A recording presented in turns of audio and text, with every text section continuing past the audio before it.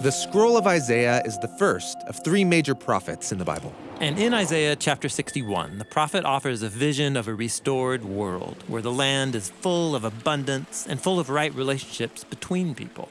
The final lines of the poem describe Israel as a new Garden of Eden. For as the land brings out its sprouts, and as a garden makes sprout its seed plants, so the Lord Yahweh will make sprout righteousness and praise before all the nations. That sounds great, but Israel at this time has been conquered and ruled by other kingdoms. They've been reduced to a powerless nation full of grief and mourning. But among those mourning Israelites, there was a small group that never lost hope in God's promise. And so this poem is written to encourage that group of people. The poem is written in three main sections, which themselves all have three sections. Okay, let's go through it. It begins, "The Spirit of the Lord Yahweh is upon me, because Yahweh has anointed me." So the speaker calls himself the Anointed, from the Hebrew word Mashiach. Mashiach, that's where we get the word Messiah. Yeah, exactly. And this Messiah says that through God's Spirit, he's going to bring 7 acts of new creation.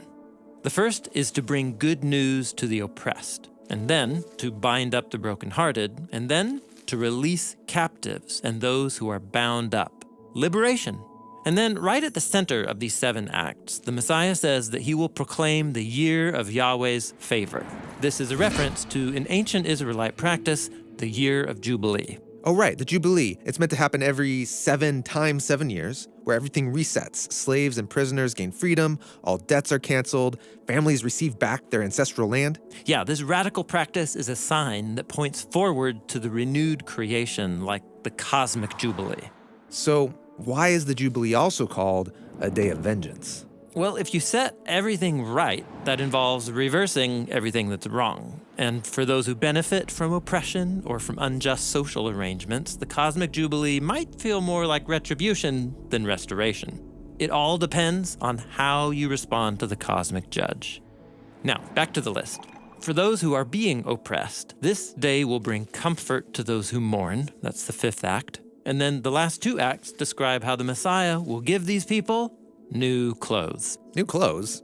Why clothes? Well, not just any clothes, priestly garments. There's a crown like turban, garments of praise, and then anointing oil. Like the oil used to anoint the Messiah. Yeah, the Messiah is duplicating himself, clothing a crew of anointed ones who are going to share his mission to spread the life of the new Eden.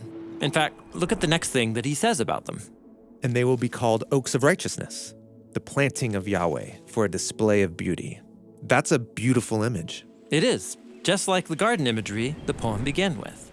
And this takes us into the middle section of the poem, which is all about the role that these anointed ones will have in the world to bring restoration. And they will build the ruins of old. They will reestablish the former deserted places, and they will renew the devastated cities, the deserted places of many generations. These anointed ones are the rebuilders of creation. Now, that hopeful image is followed by another reversal.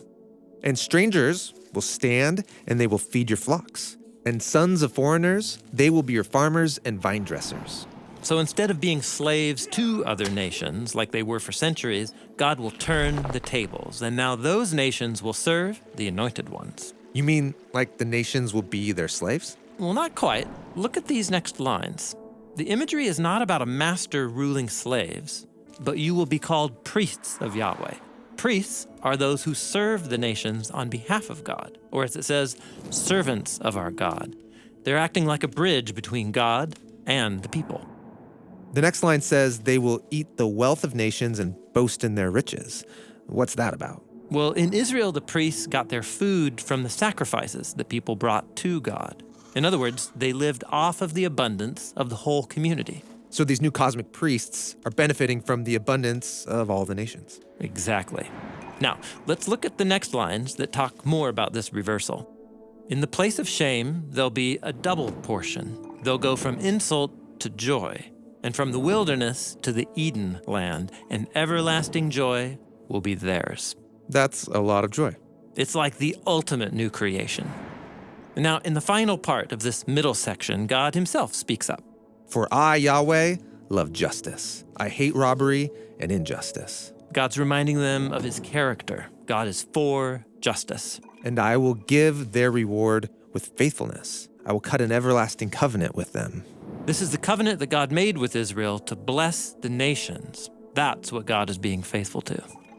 And their seed will be known among the nations, and their offspring in the midst of the peoples.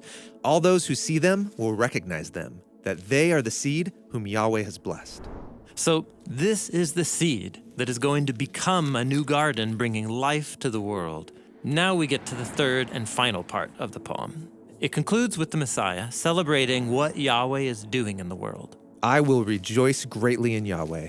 My being will shout for joy in my God. And then he describes why he's rejoicing, with the clothing images that link back to the beginning of the poem.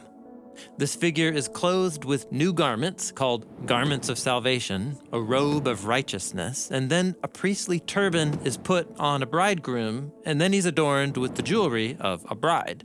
So the Anointed One is the ultimate priest, depicted as both a bride and a groom, getting ready for the ultimate wedding party. A wedding? Yeah, the new creation is depicted as a great wedding feast, where God's generous love is shared with all the world. And that brings us to the garden image at the end that we read back at the beginning. Oh, right, a garden that's sprouting seed plants. And notice this is no ordinary garden. The plants are sprouting righteousness. Righteousness means right relationships between people. And so the new creation will be a garden of renewed relationships among all of the nations.